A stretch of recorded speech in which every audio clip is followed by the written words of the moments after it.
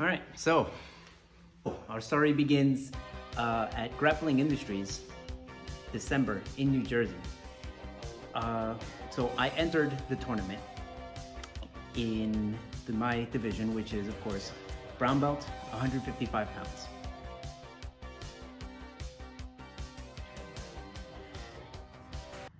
What happened was there was only one other person who had entered in that division.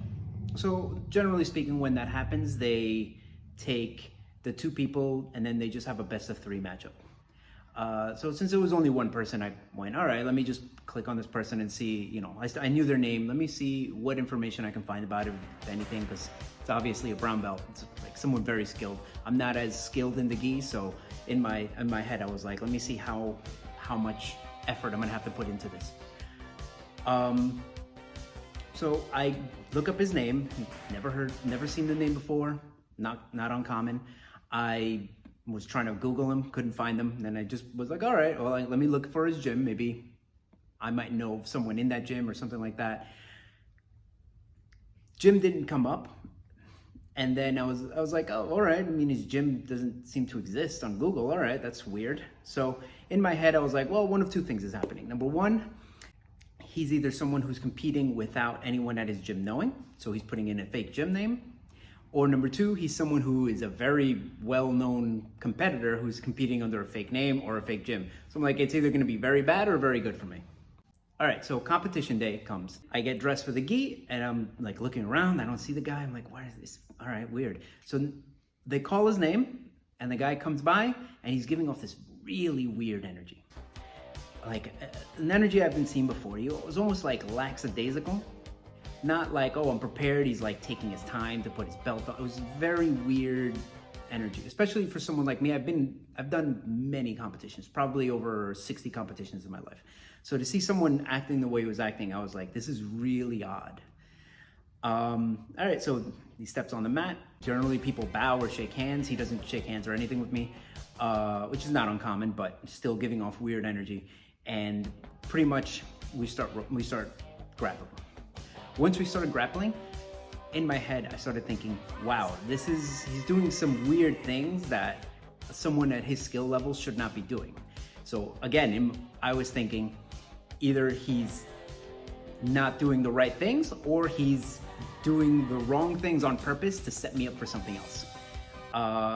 So basically, at one point, I just said to myself, like, all right, I gotta go for what he's giving me, which is an armbar. I go for the armbar, I start to extend, I have it in, easily got it in. I was very surprised by that, and I was like, oh, I guess he doesn't know what he's doing. I start extending, he does the, what's called the Brazilian tap, which is when you tap a couple times, and then once I stop extending, that's when he fights out of it. Ref doesn't see it or anything, so, that's on me, my fault. It was my fault for letting go. Instead of letting the ref separate us.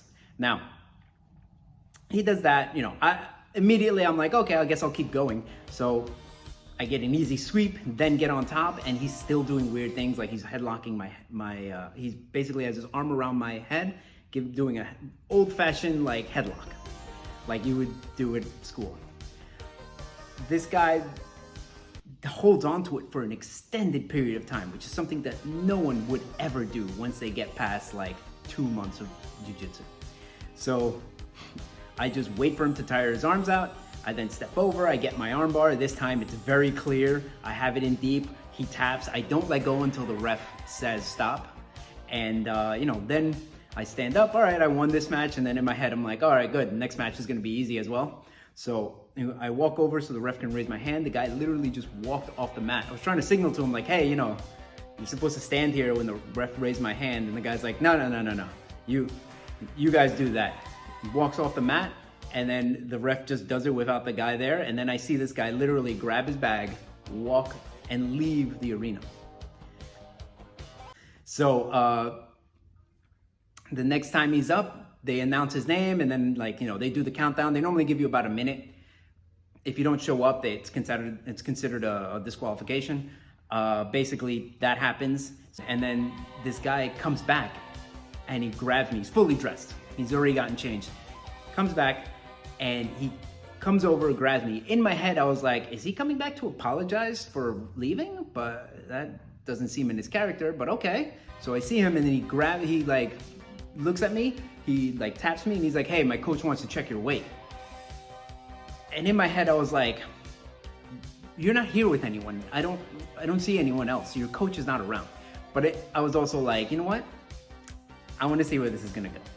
So I do him the favor, I get off the mat, I walk over to the weigh-in area, and knowing that I didn't do any dieting, no water cut, nothing. I ate breakfast that morning, and I still came in 2 pounds under. I was like, perfect, I've been sweating, so I'm gonna come in even less. I get on the scale, cleanly 3.5 pounds under. He then proceeds to say, no, the scale's wrong. And then I look at him, I'm like, the scale is wrong? And he's like, yeah, the scale's wrong. I was like, oh, all right. He starts to walk away and then turns around and he's like, is this all you do? Do you do anything else? Do you do any boxing, kickboxing, something like that? And I look at him, I'm like, I'm an MMA fighter, I do everything. Like, this is not my primary sport. And he then goes like, oh, do you want to exchange numbers? Maybe we could meet up and, like settle this. I was like, no. And then he's like, oh, all right. And then he like shakes my hand and says, thank you very much, my fellow American. And then he walks away. To which I turn around and all the people who were by the scale were just laughing, like laughing underneath their breath. And then this guy turns around, walks back, and then he's just like, yo, did someone say something? Did someone say something? And then we're all like, no one said anything. And he's like, oh, I heard someone say something. I heard someone say something. And then we were all standing there like, no one said anything. And then he comes back to me again and he's like, oh, you don't want to exchange numbers? That way we could meet up and settle this. And I'm like, I'm not gonna fight you. I just beat you up. I'm not gonna fight you in something else and beat you up again. And then he looks at me and he goes, all right, thank you very much, my fellow American. And then gives me, like, does the pound. So I'm like, whatever, we'll get rid of him. I pound him back.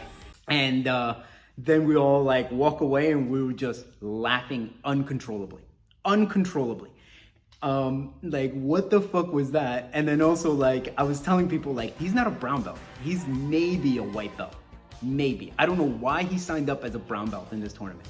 And I told the ref what happened and he started laughing. Multiple people who were asking me what the fuck that was about, including the people who weighed in the scales. At one point they got up and came by and asked me what that was about, me trying to explain to them like what was happening. It was a very peculiar thing that happened. Thank you very much, my fellow American. Can you remind everybody what country you were born in again? I was born in Colombia. Thank you very much. Thank you for your time.